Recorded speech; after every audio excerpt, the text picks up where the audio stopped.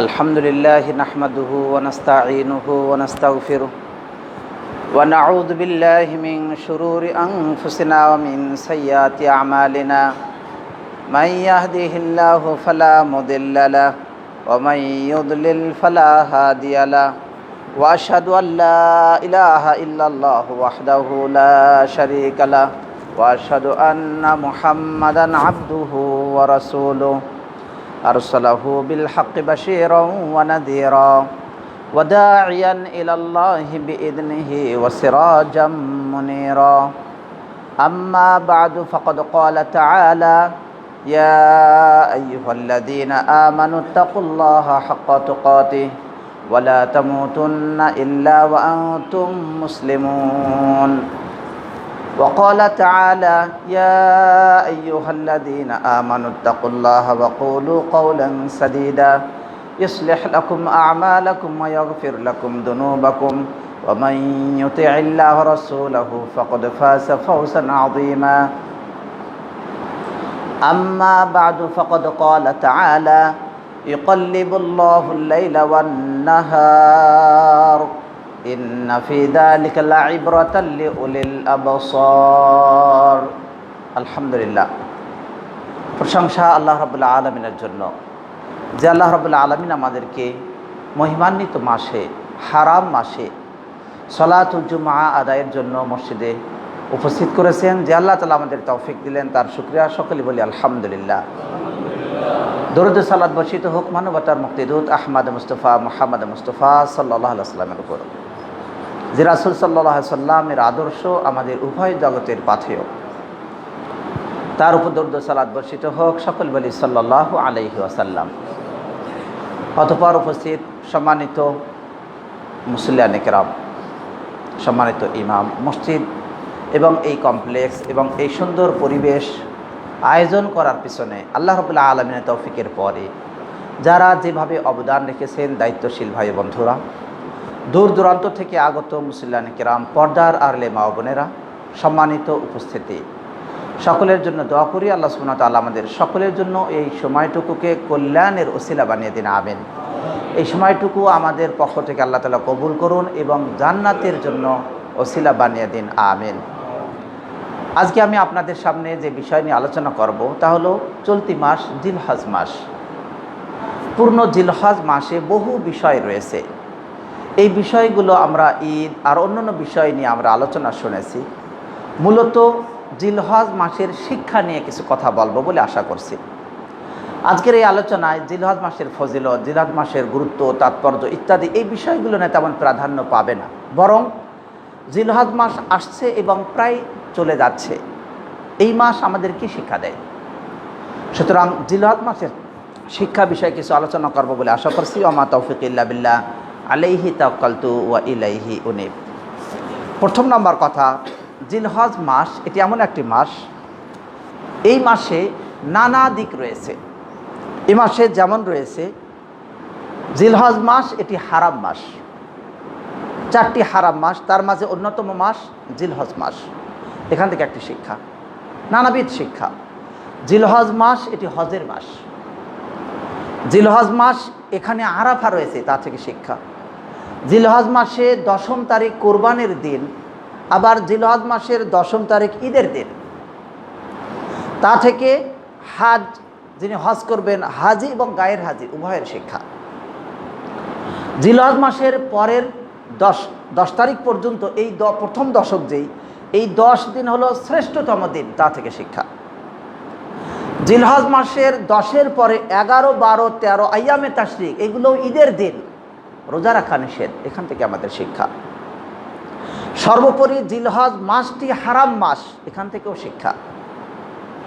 এই সবগুলো শিক্ষা নিয়ে আলোচনা করা, যদি আমরা এই মাসের যাবতীয় বিষয়গুলো থেকে শিক্ষা নিতে যাই, তাহলে আমরা এই জিলহজ মাসটাকে একটি মাদ্রাসা নয় শুধু, বরং একটি ইসলামিক ইউনিভার্সিটির সাথে যদি তুলনা করি, তবুও কমতি হয়ে যাবে, পূর্ণ হবে না।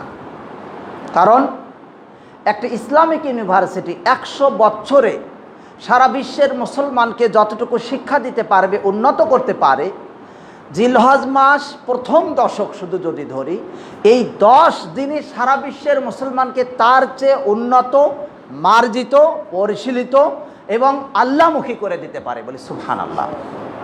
সুতরাং এই মাস এর শিক্ষাগত দিক থেকে একটি ইউনিভার্সিটির চেয়েও অধিক পরিমাণের শিক্ষা নিয়ে এই মাসটি আসে এবং যায়, কিন্তু আমরা তা থেকে কতটুকুই বা শিক্ষা পাই। তাই সব শিক্ষা নিয়ে আজকের আলোচনা করা সম্ভব না, এটি লম্বা সময়ের একটি ব্যাপার। এর মাঝে কিছু পয়েন্ট আলোচনা করব বলে আশা করছি। ওমা তৌফিক ইল্লা বিল্লাহ, আলাইহি তাওয়াক্কালতু ওয়া ইলাইহি উনীব। জিলহজ মাসে প্রথম নাম্বার আমরা যদি খেয়াল করি, তাহলে এই মাসটি হলো একটি হারাম মাস। হারাম মাস, এই হারাম মাসটি আসে আবার যায়। আল্লাহ রাব্বুল আলামিন দিন রাতকে পরিবর্তন করেন। আল্লাহ তাআলা বলেন, ইউকাল্লিবুল্লাহুল লাইলা ওয়ান নাহার ইন্না ফি যালিকা লাইবরাতাল লিউলিল আবসার। আল্লাহ রাব্বুল আলামিন তিনি দিন এবং রাতকে পরিবর্তন করেন, পরিবর্ধন করেন। দিনকে রাতে পরিবর্তন করেন, রাতকে দিনে পরিবর্তন করেন। আমরা যেই জায়গায় বসে আছি এখানে অন্ধকার হয়ে যায়, আবার এখানে দিনের আলো প্রস্ফুটিত হয়। কে করেন? নিশ্চয় এর মাঝে রয়েছে নিদর্শন, শিক্ষা দৃষ্টি সম্পন্ন ব্যক্তিদের জন্য, যাদের চক্ষু রয়েছে, যাদের অন্তর্দৃষ্টি রয়েছে, তাদের জন্য শিক্ষা, অন্য কারোর জন্য নয়। এই আয়াত থেকে এটা প্রমাণ হয়। এর মাঝে আমাদের প্রশ্ন হতে পারে যে শুধু কি চক্ষুষ্মান যাদের দৃষ্টি আছে তাদের জন্য, নাকি সবার জন্য শিক্ষা? মূলত যেমন কোরআনুল কারীম সকলের জন্য আল্লাহ শিক্ষা হিসাবে প্রেরণ করেছেন, তবে শিক্ষা নেয় মুত্তাকিরা। যেমন আল্লাহ তাআলা বলেছেন হুদাল লিন-নাস, কোরআন নাজিল করেছেন সারা বিশ্বের মানুষের জন্য হেদায়েত। অন্য আয়াতে বলেছেন হুদাল লিল মুত্তাকিন, মুত্তাকিদের জন্য হেদায়েত। কারণ কি? কারণ হলো এই কোরআন সারা বিশ্বের জন্য আল্লাহ হেদায়েত স্বরূপ দিয়েছেন, কিন্তু হেদায়েতটা গ্রহণ করে মুত্তাকিরা, এই জন্য হুদাল লিল মুত্তাকিন। অনুরূপভাবে দিন রাতের পরিবর্তন, এর মাঝে নানাবিধ শিক্ষা রয়েছে, কিন্তু সকলের জন্য আল্লাহর শিক্ষা দান করলেও শিক্ষাটা গ্রহণ করে যাদের অন্তর্দৃষ্টি রয়েছে, চোখ দিয়ে দেখে, চোখ দিয়ে যদি না দেখে তারপরও অন্তর্দৃষ্টি দিয়ে যারা শিক্ষা নিতে চায় তাদের জন্য শিক্ষা, অন্য কাউরের জন্য নয়। কারণ শিক্ষা তারা নিতে পারে যাদের অন্তর্দৃষ্টি রয়েছে, অতএব অন্যদের কাছে এই মাস আসবে এবং যাবে, কিন্তু তারা শিক্ষা নিতে পারবে না। তাই দিন রাতের পরিবর্তনের মাঝে আমাদের অন্যতম প্রভাব যেটি, সেটি হলো মাস আসে এবং যায়। তারই অন্যতম মাস আসে শাহরুল হিজ্জা, জিলহজ মাস।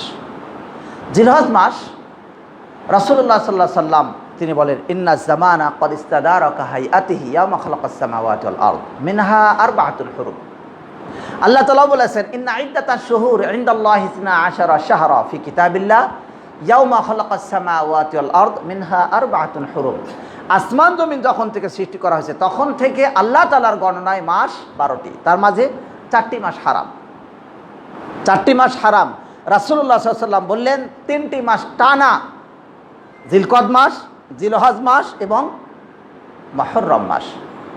আর রজব মাস হারাম। 4টি মাস হারাম, তার মাঝে অন্যতম হলো জিলহজ মাস।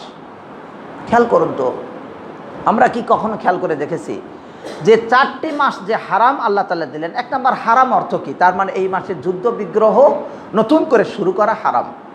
আরবদের সময়ও এটা হারাম করে দেওয়া হয়েছে। এবং অন্যায় কাজ, পাপ কাজ অন্য মাসে করলে যেই অপরাধ, এই মাসে করলে সেই পাপের ভয়াবহতা অধিক বেশি পরিমাণ। তাই অন্যায়ের ভয়াবহতা এই মাসে বেশি পরিমাণ।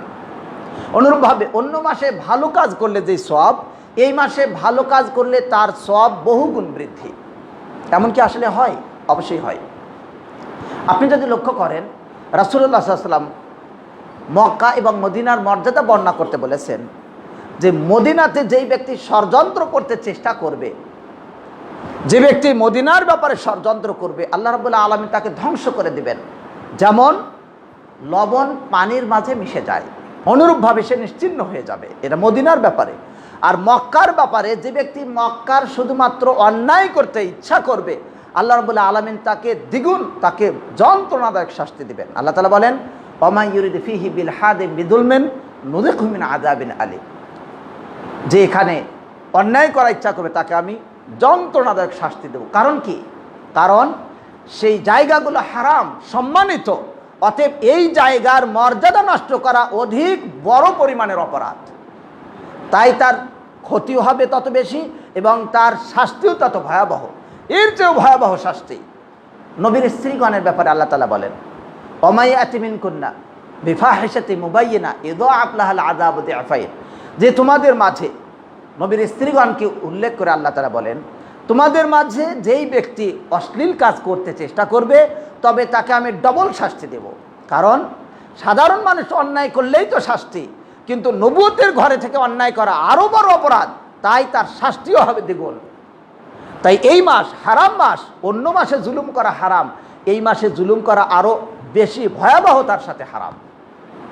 কিন্তু 3 মাস কেন আর টানা আর 1 মাস কেন পরবর্তীতে রজব? কারণ আপনি লক্ষ্য করুন, আজকের দিন আর সেই পূর্বের দিন এক না। পূর্বের কালে এমন ছিল না যে একদিনে বিমানে উঠে হজ করে চলে আসবে। ভবিষ্যতে হয়তো এর চেয়েও দ্রুতগামী বাহন আসতে পারে, যেখানে 2 ঘন্টা 3 ঘন্টা যাওয়া সম্ভব হতে পারে। আল্লাহ তাআলা ইচ্ছা করলে পারবেন, এমন সৃষ্টি আমাদের দিতেও পারেন। কিন্তু আজকের পর্যায়ে যদি আমরা বিমানে দেখি 6 ঘন্টা যথেষ্ট সৌদি আরব যাওয়ার জন্য। আপনি যদি মাত্র 5-6 দিনের জন্য অবকাশ এবং আপনি যদি সাধনা করেন, সুন্দরভাবে হজ করে চলে আসতে পারবেন। কিন্তু পূর্বের কালে এমন সম্ভব ছিল না, বিমান ছিল না, অন্যান্য যানবাহন ছিল না। তাদের জন্য হজ করতে আসতে প্রায় 1 মাস সময় লাগতো, কম বেশি। সুতরাং জিলকদ মাস হারাম, এই সময় যুদ্ধ বিগ্রহ চলবে না, যাতে নিরাপদের সাথে মানুষ হজ করতে যেতে পারে। সুবহানাল্লাহ। জিলহজ মাস এটাও হারাম। কারণ কি? কারণ জিলহজ মাসের নিরাপত্তার সাথে সুন্দরভাবে হজ করবে। এরপর হজ করে আবার তাকে ফিরে আসতে হবে, এই জন্য আরও 1 মাস দরকার। জাহাজের গতি হতে পারে, উটের গতি হতে পারে, ঘোড়ার গতি হতে পারে, দুম্বা অথবা অন্য কোনো প্রাণীতে করেও তারা হজ করতে যেতেন। সুতরাং তাদের যাওয়ার যে লম্বা সময়, এই ক্ষেত্রে জিলহজ মাসের পরে মুহররম মাস এটাও হারাম দরকার। রব্বুল আলামিন তাই ব্যবস্থা করেছেন টানা 3 মাস। বলে সুবহানাল্লাহ বিহামদিহি সুবহানাল্লাহিল আযীম। এরপর অনেক কয় মাস পরে আবার আসবে রজব মাস, সেটাও হারাম। মাঝখানে কেন? কারণ হলো রমজান মাসে, কারণ হলো জিলকদ, জিলহজ, মুহররম, এই 3 মাসে যাদের হজ করার তারা হজ করবেন। কিন্তু কেউ আছেন কাছে, কেউ আছেন হজ করার সক্ষম না, উমরা করতে পারবেন। তবে তারা অন্তত কাছাকাছি যারা রয়েছেন ওই মাসে অন্তত উমরাটা করতে পারবেন। সুবহানাল্লাহ বিহামদিহি সুবহানাল্লাহিল আযীম। তাই এই মাসগুলোকে আল্লাহ রাব্বুল আলামিন হারাম করে দিলেন। এরপর আমরা যদি খেয়াল করি, এই হারাম মাসের মাঝে শ্রেষ্ঠতম মাস, অন্যতম মাস হলো জিলহজ মাস। তাহলে জিলহজ মাসের যেই মর্যাদা, এই মর্যাদা আল্লাহ সুবহানাহু ওয়া তাআলা দান করেছেন। জিলহজ মাসের মাঝে প্রথম 10 দিন হলো শ্রেষ্ঠতম দিন, আফদালু আইয়ামিদ দুনিয়া, যা দিনের পরিবর্তন, রাতের পরিবর্তন এর মাঝেই চলে আসে। আল্লাহ রাব্বুল আলামিন এর মাঝে শিক্ষা দান করেছেন। জিলহজ মাসের এই প্রথম 10 দিন, এই 10 দিন যে এত মর্যাদাপূর্ণ, কে দিয়েছেন? আল্লাহ সুবহানাহু ওয়া তাআলা। তাহলে দিন যায় রাত আসে, রাত যায় দিন আসে, এই যে পরিবর্তন হচ্ছে, মাস সম্মানিত হচ্ছে। কোনো মাস তুলনামূলকভাবে মর্যাদাশীল নয়, তার চেয়ে কম মর্যাদার। এই মর্যাদা, এই পরিবর্ধন কে করেন? নিশ্চয় এর পরিবর্ধনকারী একজন রয়েছেন, তিনি হলেন আল্লাহ। অতএব দিন এবং রাতের এই পরিবর্তন শিক্ষা দেয় যে একজন পরিবর্তনকারী রয়েছেন, তার প্রতি অগ্রগামী হও। তিনি যেমন দিন রাতের পরিবর্তন করলেন তোমাকে শিক্ষা দেওয়ার জন্য, আমি যেন শিক্ষা পাই যে একজন পরিবর্তনকারী আছেন, তিনি কে, তাকে চেনার জন্য আল্লাহ তাআলা এটা দান করেছেন। সুবহানাল্লাহ। তাই দিন রাতের পরিবর্তনের মাঝে এটি আসে। আমরা যদি দেখি, জিলহজ মাস হারাম মাস হওয়ার সাথে সাথে সারা পৃথিবীর মাঝে যে দিনগুলো রয়েছে, শ্রেষ্ঠতম দিন এই জিলহজ মাসের প্রথম 10 দিন। আল্লাহ তাআলা কসম করেছেন ওয়াল ফাজরি ওয়া লায়ালিন আশর, আমরা এগুলো আলোচনা শুনেছি। 10 দিনের আল্লাহ কসম করেছেন, তা হলো জিলহজ মাসের প্রথম 10 দিন। রাসূলুল্লাহ সাল্লাল্লাহু আলাইহি ওয়াসাল্লাম থেকেও হাদিস প্রমাণিত, যেটি বুখারীর 969 এবং তিরমিজির 757 নম্বর হাদিসে, যে শ্রেষ্ঠতম দিন হলো এই 10 দিন। এই দিনের মতো আমল কোনো মর্যাদাপূর্ণ নেই। এমনকি জিহাদে বের হয়ে যদি গাজী হও সেও পারবে না। তবে জিহাদে বের হয়ে যদি জীবন মাল সম্পদ সব দিয়ে দেয় তাহলে সেটা উত্তম। আমাদের শিক্ষা হলো এই, আল্লাহ রাব্বুল আলামিন এই উত্তম এবং শ্রেষ্ঠত্ব দান করেন। আল্লাহ তাআলা বলেন আল্লাহু ইয়াখলুকু মা ইয়াশা ওয়া ইখতার, আল্লাহ তাআলা যাকে ইচ্ছা সৃষ্টি করেন এবং যাকে ইচ্ছা চয়ন করেন। তাই আমরা যদি শ্রেষ্ঠত্বের মানদণ্ড দেখি, দিনের মানদণ্ড, আমরা শুনে থাকি শ্রেষ্ঠতম দিন আরাফার দিন, আবার শ্রেষ্ঠ দিন জুমার দিন, শ্রেষ্ঠ দিন শ্রেষ্ঠ মাস রমজান মাস, শ্রেষ্ঠ রাত লাইলাতুল কদর, আবার বলছি শ্রেষ্ঠ দিন জিলহজ মাসের 10 দিন। আসলে কোনটা বেশি শ্রেষ্ঠ? আপনি একটি দান করবেন রমজান মাসের দিনের বেলা, আর একটি দান করবেন জিলহজ মাসের দিনের বেলা, কোনটা উত্তম? এই ক্ষেত্রে আমরা এবার শ্রেষ্ঠত্বের যে দিনগুলো, এইগুলো নিয়ে আমরা একটা সমন্বয় খেয়াল করি। ওলামায়ে কেরাম যেভাবে সমন্বয় করেছেন, দিন রাত আমরা যখন যেটা আসে সেই বিষয়ে মর্যাদার কথা শুনি। প্রথম নাম্বার, প্রতি রাত এবং দিনের মাঝে যে সময়টুকু 24 ঘন্টা যদি আমাদের জানা সময়ের ভিত্তিতে ধরি, এর মাঝে শ্রেষ্ঠতম সময় একদিনের বিবেচনায় সবচেয়ে উত্তম সময় হলো শেষ রাত্রি। প্রতিদিনের সময় অনুপাতে শেষ রাত্রি হলো শ্রেষ্ঠতম সময়। ওই সময় আল্লাহ সুবহানাহু ওয়া তাআলা নিম্ন আসমানে নেমে এসে বলতে থাকেন, কে আসো আমার কাছে যাও, কে আসো অসুস্থ আমি তোমাকে শেফা দান করবো, আমার কাছে শেফা চাও, কে আসো অভাবী আমি তোমাকে দান করব। হাদিস ইমাম বুখারী মুসলিমের। সুতরাং আমরা এখান থেকে বুঝতে পারি শ্রেষ্ঠতম সময় একদিনের মাঝে শেষ রাত্রি। সাপ্তাহিক দিনগুলোর মাঝে 7 দিনের মাঝে শ্রেষ্ঠতম সময় জুমার দিন, এর মাঝে আবার সোমবার বৃহস্পতিবার বিশেষ সময়। আর সাধারণভাবে শ্রেষ্ঠতম দিন এবং রাতের দিক খেয়াল করলে 10 রাত্রি হলো শ্রেষ্ঠ, এটা হলো লাইলাতুল কদরের 10 রাত রমজান মাসে। আর দিনের বিবেচনায় 10 দিন শ্রেষ্ঠ জিলহজ মাসের প্রথম দশক। অতএব একটি আর একটির সাথে কোনো বৈপরীত্য নেই, শুধু আমাদের হাদিসগুলোকে মিলিয়ে নিতে হবে। এরপর আমরা যদি খেয়াল করি, সারা বিশ্বের মাঝে যত দিন আছে সবগুলোর মাঝে একদিন হিসাবে শ্রেষ্ঠতম দিন হলো আরাফার দিন, যেটা জিলহজ মাসের মাঝেই। অনুরূপভাবে শ্রেষ্ঠতম আয়াত আয়াতুল কুরসি, শ্রেষ্ঠতম সূরা সূরাতুল ফাতিহা, শ্রেষ্ঠতম দোয়া দোয়া ইয়াউম আরাফা, আরাফার দিনের দোয়া লা ইলাহা ইল্লাল্লাহ ওয়াহদাহু লা শারীকা লাহুল মুলকু ওয়া লাহুল হামদু ওয়া আলা কুল্লি শাইইন কাদির।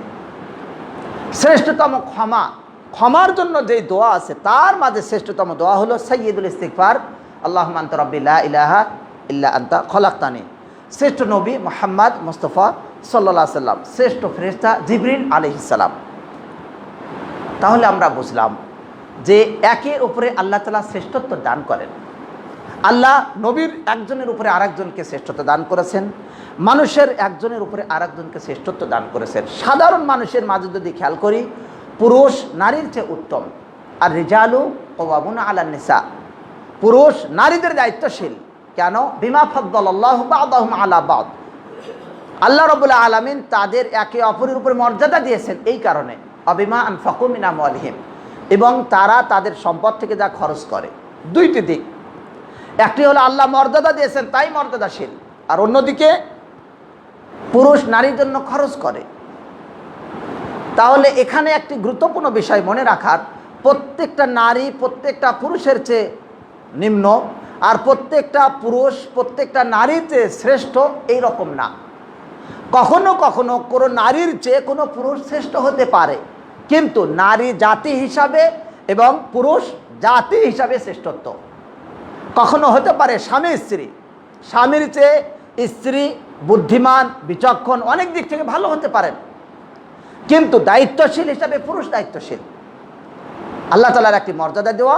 দ্বিতীয় নাম্বার, ব্যয় করা। যদি কোনো নারী যদি চেষ্টা করে যে আমি ব্যয় করব, আমি চাকরি করব, অর্থ উপার্জন করব, টাকা পয়সা সব উপার্জন করে আমি তোমার জন্য খরচ করব, তুমি আমার কথা মতো চলবে, আমার সিদ্ধান্ত হবে, হবে না এটি।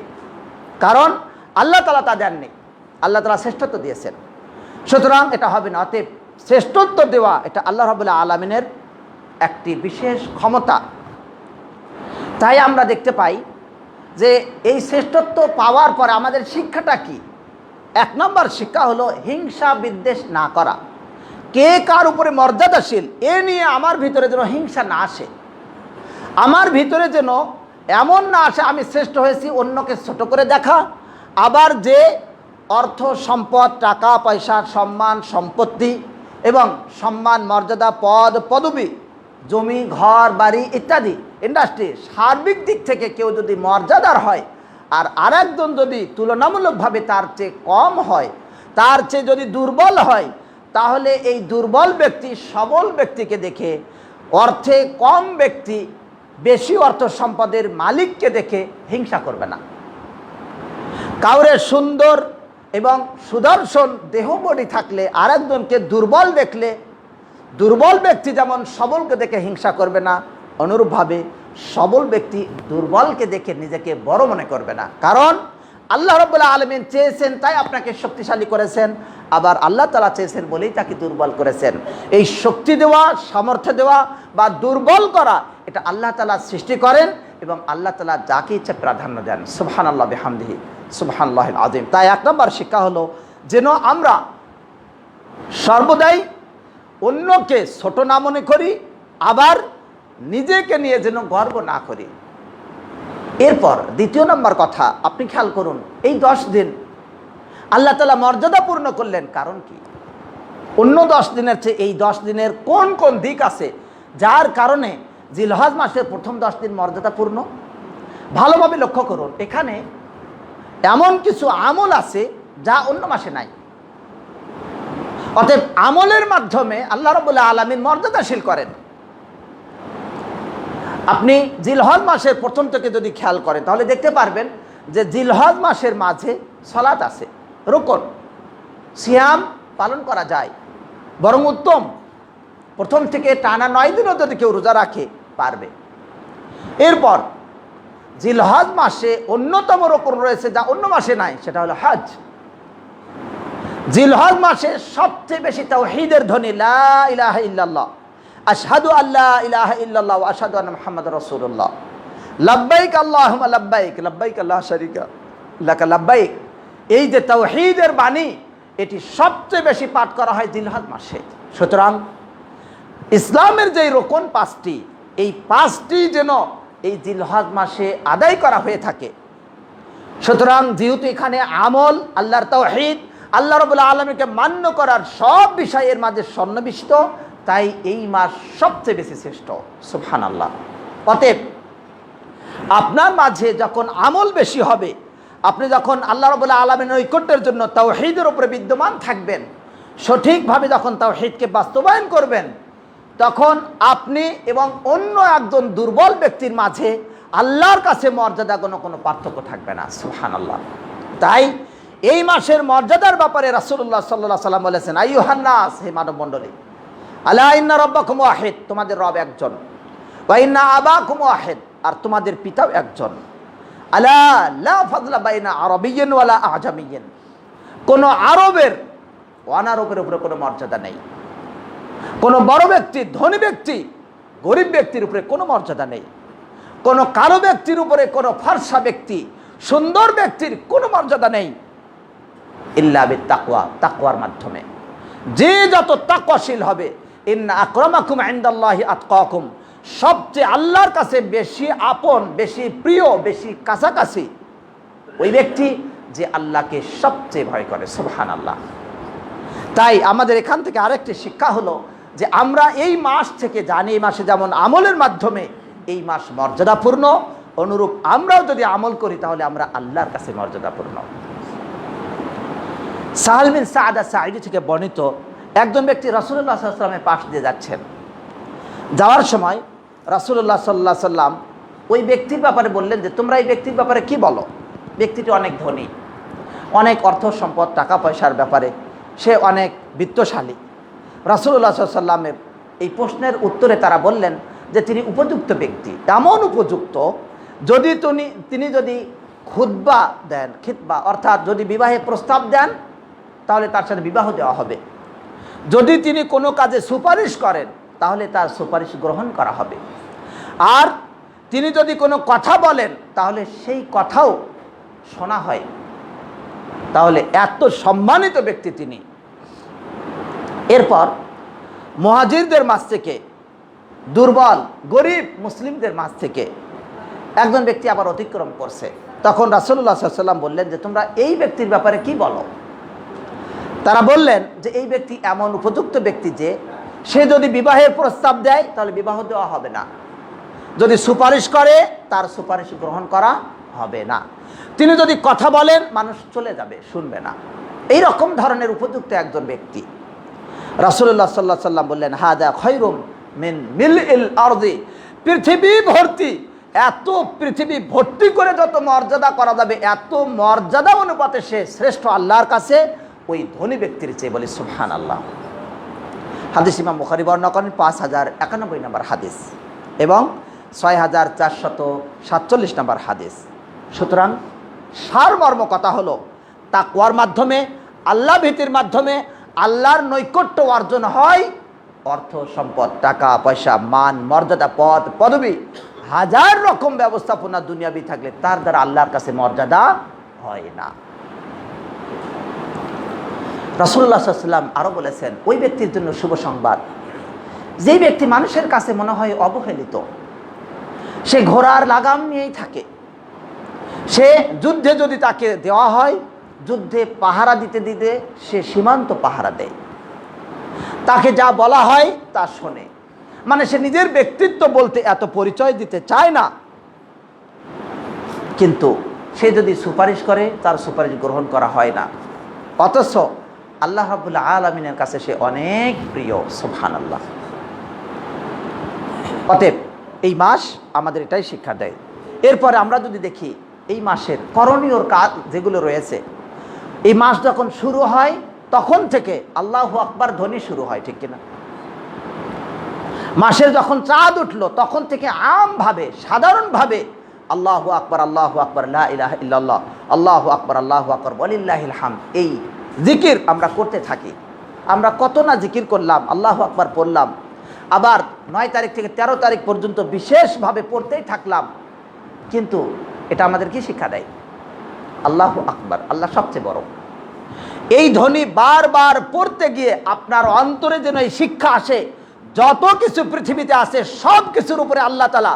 অতএব আল্লাহর কথা সবার আগে, আল্লাহর বিধান সবার আগে, আল্লাহ তাআলার হুকুম সবার আগে, আল্লাহর দেওয়া যে আমল রয়েছে সেটা সবার আগে করতে হবে, এবং অন্য যা আছে সব কিছু তারপরে। সুতরাং আপনাকে মনে রাখতে হবে যে আপনার চাকরির জন্য যেন আপনার সালাত কাজা না হয়, আপনার ব্যবসার জন্য যেন আপনার সালাত কাজা না হয়, তাহলে আপনি আল্লাহকে আল্লাহু আকবার বুঝাতে পারলেন না। আল্লাহ সবচেয়ে বড়।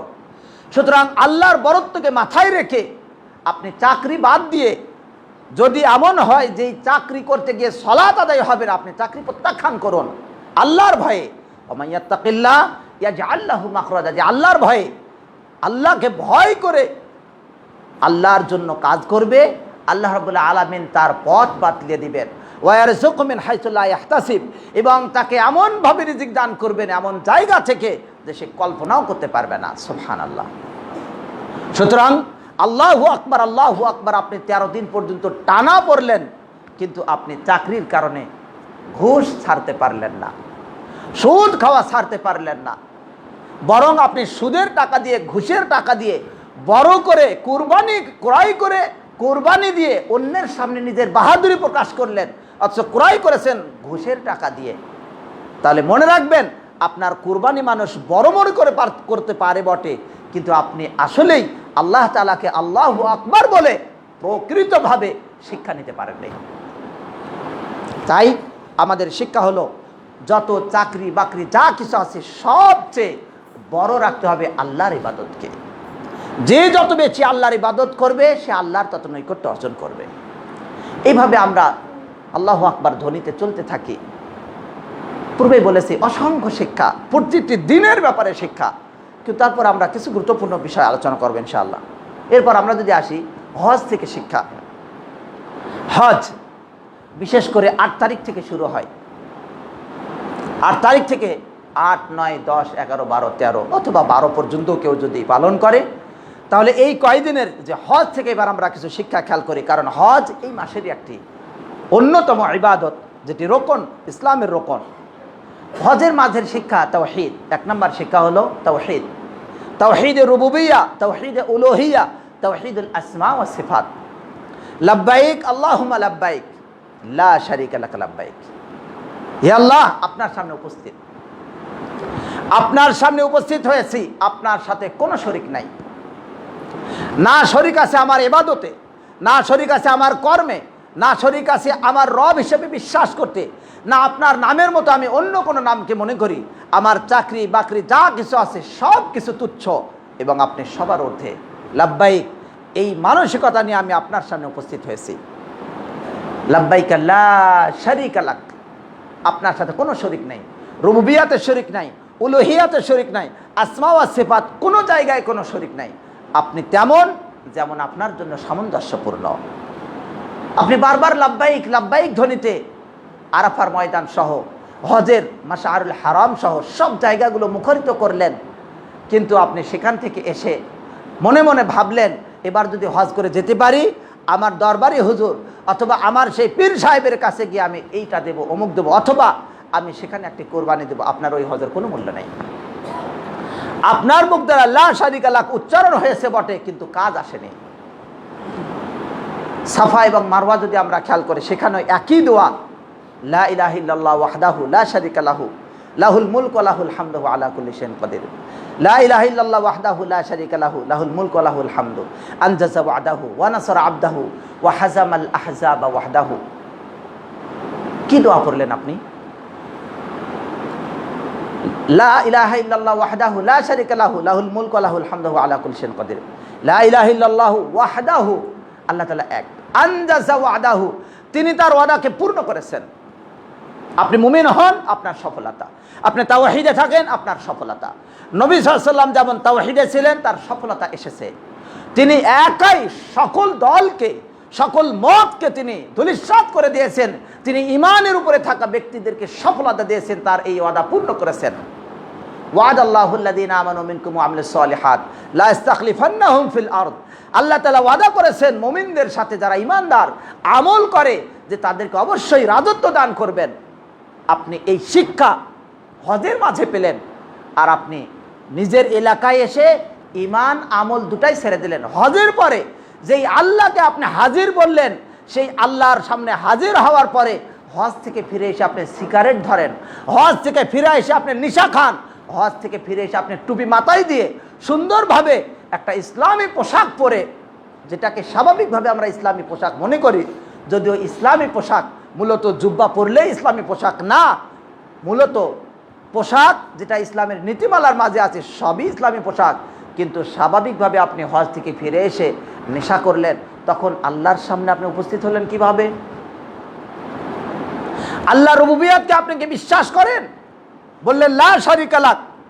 আপনি যদি রব হিসাবে বিশ্বাস করেন, যিনি রব তিনি সব কিছু দিতে পারেন, তাহলে আপনি সন্তান চাওয়ার জন্য আরেকজনের কাছে কেন যান? আপনি যদি মনে করেন রব তিনি, যিনি সব কিছু যেভাবে ইচ্ছা সেভাবে দেন, আপনার কন্যা সন্তান হওয়াতে আপনার মন খারাপ কেন? আপনি যদি রব হিসাবেই মানেন, তাহলে তার কাছে সব কিছু চাবেন। কিন্তু আপনি কেন পীরের দরবারে গেলেন? কেন আপনি মাজারে গেলেন? কেন আপনি সেখানে গিয়ে ভালো কিছু চান? সন্তানের চাকরি নাই, কেন আপনি সেখানে গিয়ে নজর করেন? সুতরাং আপনার এই হজের লাব্বাইক লা শারীকা লাক লাব্বাইক, আপনি এটা বলতে পারছেন বটে, কিন্তু অর্থ বোঝেননি, এর শিক্ষা পাননি। এরপর শ্রেষ্ঠতম দোয়া যদি খেয়াল করি, একই দোয়া, লা ইলাহা ইল্লাল্লাহু ওয়াহদাহু লা শারীকা লাহু লাহুল মুলকু ওয়া লাহুল হামদু ওয়া আলা কুল্লি শাইইন কাদির। সুবহানাল্লাহ, কতবার আপনি পড়ছেন এই হজের মাঝে, বারবার পড়ছেন, পরে আপনি শিক্ষা নিতে পারলেন না। ওই শিক্ষা শুধু হজে না, আল্লাহ তাআলা এই জমিনের সারা বিশ্বের মুসলমানকে শিক্ষা দিলেন যে তারা যেমন বলবে লা ইলাহা ইল্লাল্লাহ, অনুরূপভাবে তোমরাও বলবে ইন্না সলাতি ওয়া নুসুকি ওয়া মাহইয়ায়া ওয়া মামাতি লিল্লাহি রাব্বিল আলামিন ফাসাল্লি লিরাব্বিকা ওয়ানহার। তোমার রবের জন্য সালাত আদায় করো, রবের জন্যই কুরবানি করো। তাই আরাফার দিন, এরপর আপনি আরাফার দিনে যেমন আমরা তাওহীদ শিখলাম, অনুরূপভাবে আরাফার দিনের অন্যতম শিক্ষা 9 তারিখের সারা বিশ্বের সব মুসলমান, পূর্বেই বলেছি আমরা যদি শুধু হাদিস এবং কোরআনগুলো আলোচনা করি, আয়াতগুলো বলতে গেলে আমাদের সময় হবে না।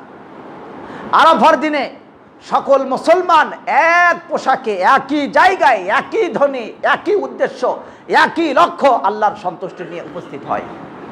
কি শিক্ষা দেয় আপনাকে? আপনার আমার জন্য শিক্ষা, আমাকে কিয়ামতের দিন উঠতে হবে, এক মাঠে সকলে একত্রিত হবে, সকলের স্লোগান, সকলের বক্তব্য, সকলের চাহিদা সব এক, আল্লাহর সন্তুষ্টি। তাই আরাফার মাঠ শিক্ষা দেয়, যেই বলবে লা ইলাহা ইল্লাল্লাহ ওয়াহদাহ, সেই আপনার আমার আপন ভাই।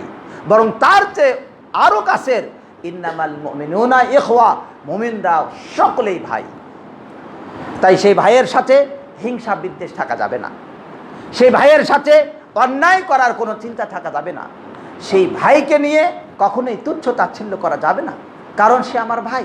অতএব আল মুমিনু আখুল মুসলিম লা ইয়াজলিমুহু, তাকে জুলুম করবে না, তাকে লাঞ্ছনা দিবে না, তাকে অপমান করবে না, তাকে কষ্ট দিবে না, প্রত্যেকেই ভাই ভাই হয়ে থাকবে। এটি হলো আরাফার শিক্ষা। সুতরাং আরাফার দিন এটা আপনাকে এটাও শিক্ষা দেয়, একই মাঠে ধনী গরিব, ছোট বড়, আরব অনারব সব এক জায়গায়। অতএব আপনিও ফিরে এসে যেন আপনি হজ করতে পেরেছেন হাজী সাহেব, আর আরেকজন হজ করতে পারেননি সে হাজী না, এর মাঝে আপনি বিভেদ রাখবেন না। মনে রাখবেন, আপনি ধনী, আল্লাহ আপনাকে মর্যাদা দিয়েছেন, আপনি আল্লাহর শুকরিয়া করুন। এই শুকরিয়ার জন্য যেমনভাবে আরাফার মাঠে এরপর 10 তারিখে যেমন তাদের কুরবানির ব্যবস্থা, অনুরূপভাবে সারা বিশ্বে আল্লাহ তাআলা 10 তারিখে কুরবানির ব্যবস্থা দিয়েছেন। বলি সুবহানাল্লাহ, লাআল্লাকুম তাশকুরুন। আশা করা যায় তোমরা শুকরিয়া করবে, বরত্ব করবে না, তোমরা মর্যাদাশীল হয়েছে, তোমাদেরকে আল্লাহ তাআলা ক্ষমা করে দিয়েছেন আরাফার মাঠে। সবচেয়ে বেশি যেটা ক্ষমা করে দেওয়া হয় সেটা হলো আরাফার দিন। এই ক্ষমার শিক্ষা আপনি সেখান থেকে নিয়ে আসুন। আপনার হজের আগে যদি কারোর সাথে আপনার কোনো বিভ্রান্তি বা কোনো বুঝের ভুল অথবা কোনো ধরনের কোনো সমস্যা থেকে থাকে, রাগ বিরাগ অথবা অভিমান যদি থাকে, আপনি ক্ষমা করে দিন। আরাফার দিন আল্লাহ তাআলা আপনাকে ক্ষমা করে দিচ্ছেন, নিষ্পাপ করে ফিরে দেওয়ার সুযোগ করে দিচ্ছেন। ওয়াল হাজ্জুল মাবরুর লাইসা লাহু জাযাউন ইল্লাল জান্নাহ, কবুল হজ তার প্রতিদান হলো জান্নাত। এমনভাবে ফিরে আসে যেন নবাগত শিশু, যেন একেবারেই মাউলুদ সদ্য ভূমিষ্ঠ শিশু যেন সে।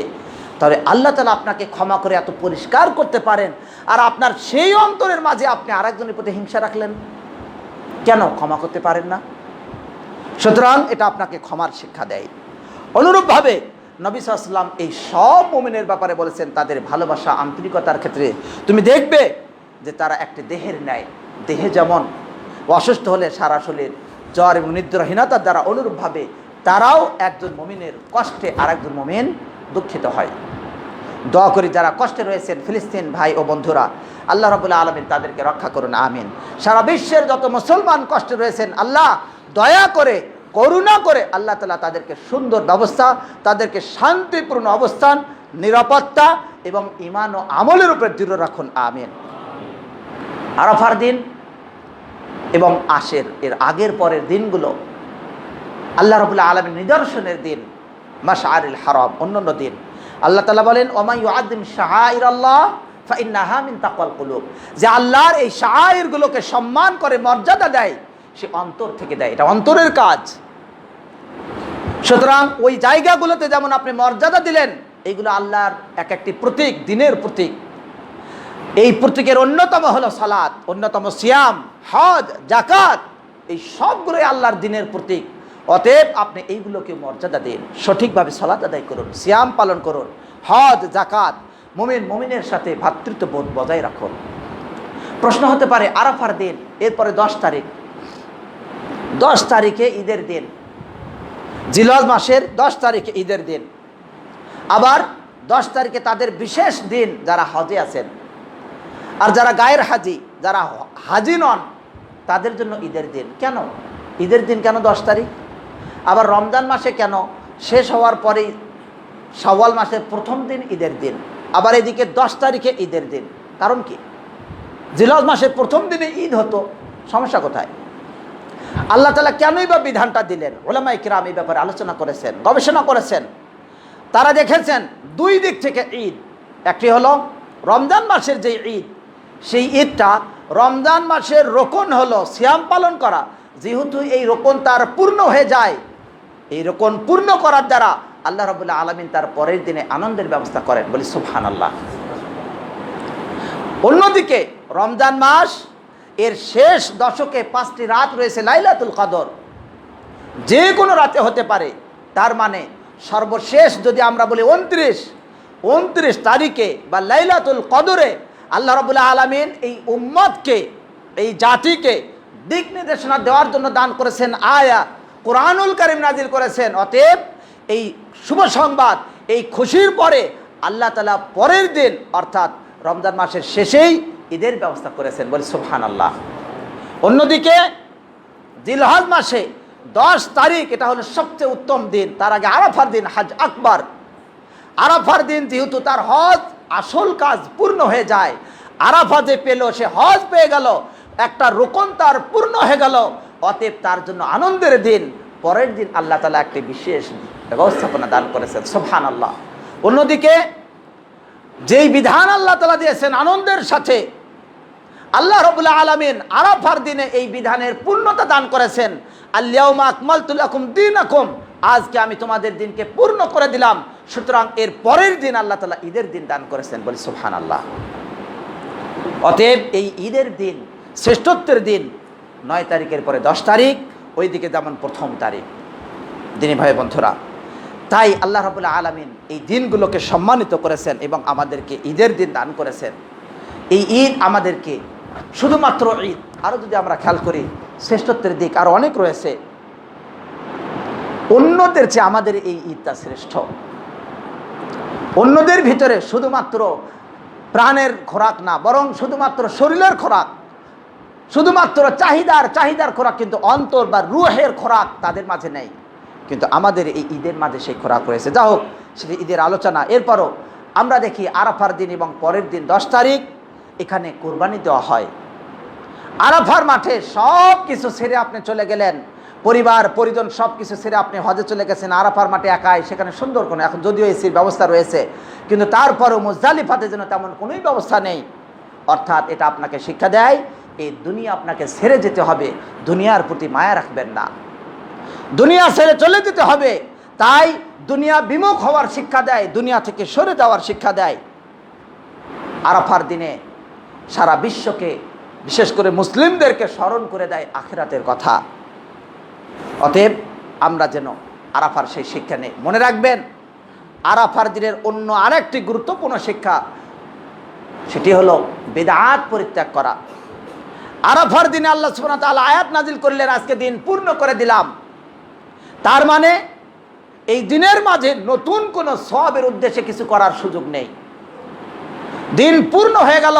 আরাফার মাঠ আপনাকে শিক্ষা দেয়, আরাফার দিন আপনাকে শিক্ষা দেয় এই দিনে আল্লাহ তাআলা দিন পূর্ণ করে দিয়েছেন। অতএব আমি যেন বিদআত থেকে দূরে থাকি, আমি যেন দিনের মাঝে নতুন কিছু না করি, আমি যেন 3 দিন 40 দিন বাৎসরিক যে অনুষ্ঠান আমি সওয়াব পৌঁছে দেব আমার পিতামাতার কাছে, এই উদ্দেশ্যে এই ধরনের সকল অনুষ্ঠান যেন বর্জন করি।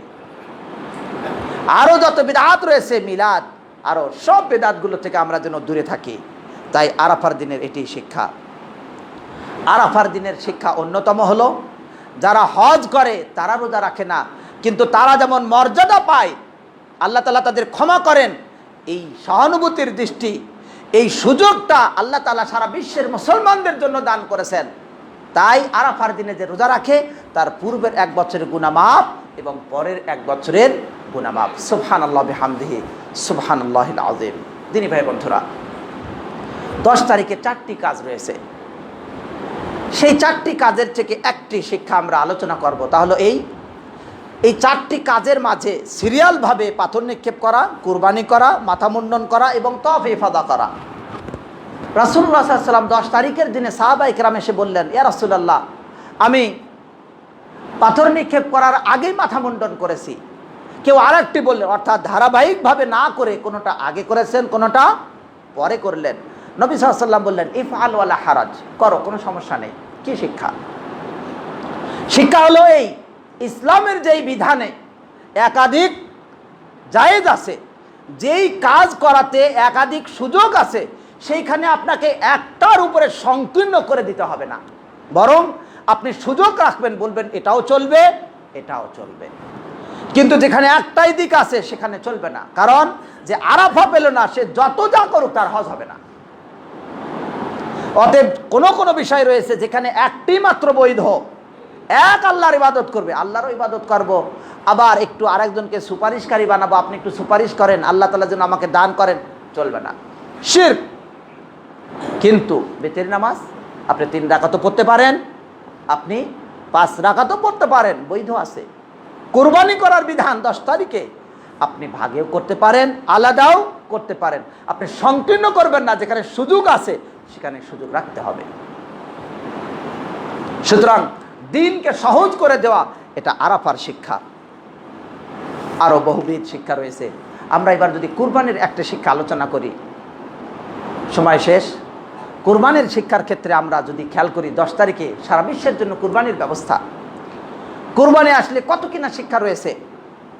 শুধু যদি আমরা পয়েন্ট খেয়াল করি, কুরবানির 1 নম্বর শিক্ষা আত্ম উৎসর্গ করা। ইব্রাহিম আলাইহিস সালাম তার সন্তানকে উৎসর্গ করতে গিয়ে আল্লাহ তাআলার পক্ষ থেকে পরীক্ষায় পাশ করলেন এবং সন্তানকে কুরবানি না করে বরং পশু কুরবানি করলেন। অতএব এটি শিক্ষা দেয়, আপনার সর্বোচ্চ প্রিয় আদরের যে জিনিস সেটা যতক্ষণ পর্যন্ত আল্লাহর পথে ব্যয় করবেন না, ততক্ষণ পর্যন্ত আপনি কল্যাণই পাবেন না। সুবহানাল্লাহ। লান তানালুল বিররা হাত্তা তুনফিকু মিম্মা তুহিব্বুন। তোমরা ততক্ষণ পর্যন্ত কল্যাণ পাবে না যতক্ষণ না তোমরা তা ব্যয় করো যা তোমরা ভালোবাসো। ইব্রাহিম আলাইহিস সালাম কুরবানি করতে গেলেন তার সন্তানকে। কি বিশাল পরীক্ষা! কোন বয়সে, যখন সবচেয়ে বেশি প্রয়োজন, আর তার সন্তানটা কোন সময়, যখন সবচেয়ে সুদর্শন। তারপরে অন্য কোনো মাধ্যমে কুরবানি করলে হবে না, নিজ হাতে কুরবানি করতে হবে। কি অবাক করা একটি পরীক্ষা, কি বিস্ময়কর! সারা বিশ্বে এমন পরীক্ষার কোনো নজির নাই, কিন্তু তিনি পরীক্ষায় পাশ করলেন। কি শিক্ষা দেয়? আপনাকে আমাকে কুরবানি করতে হবে।